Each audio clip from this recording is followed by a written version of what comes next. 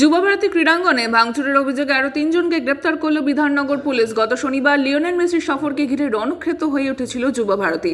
Chair ভেঙে goalpost ছিঁড়ে রীতিমতো তাণ্ডব চালায় আমজনতা। ঘটনার পর দু দফায় 6 জনকে গ্রেপ্তার করা হয়েছিল ভাঙচুরের অভিযোগে। এবার সেই ঘটনায় গ্রেপ্তারের সংখ্যা আরও বাড়ল। একই সঙ্গে শুক্রবার মেসির অনুষ্ঠানের মূল উদ্যোক্তা শতর্দু দত্তর বাড়িতেও হানা দিল পুলিশ। জানা গিয়েছে, রণক্ষেত্র হয়ে ওঠা যুবভারতীর নানা ছবি এবং ভিডিও ফুটেজ খতিয়ে দেখে গ্রেপ্তার করা হয়েছে 3 জনকে।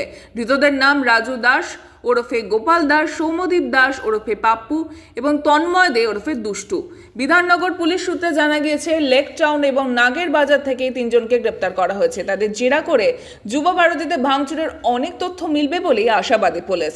যুবভারতী ভাঙচুরের মোট গ্রেপ্তারের সংখ্যা পৌঁছল 9। বিধাননগর পুলিশের পাশাপাশি যুবভারতীতে তাণ্ডব নিয়ে তদন্ত করছে সিটো। সূত্রের খবর, রণক্ষেত্র হয়ে ওঠা যুবভারতীর একাধিক ভিডিও ফুটেজ সংগ্রহ করেছে বিশেষ তদন্তকারী দল।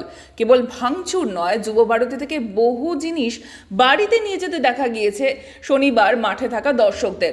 তাদেরও ধরপাকড়ের পথে হাঁটছে সিট, এমনটাই জানা গিয়েছে সূত্র মারফত। তবে সিটের তরফ থেকে সরকারিভাবে কিছুই জানানো হয়নি এখনো পর্যন্ত।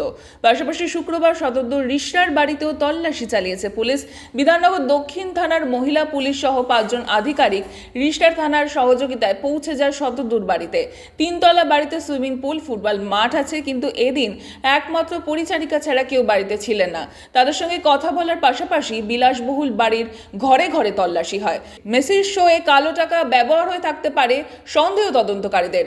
সেই অভিযোগে তদন্ত শুরু করেছে ইডি। তবে শতদ্দুর কোনো সম্পত্তি বাজেয়াপ্ত করা হয়নি এখনো পর্যন্ত।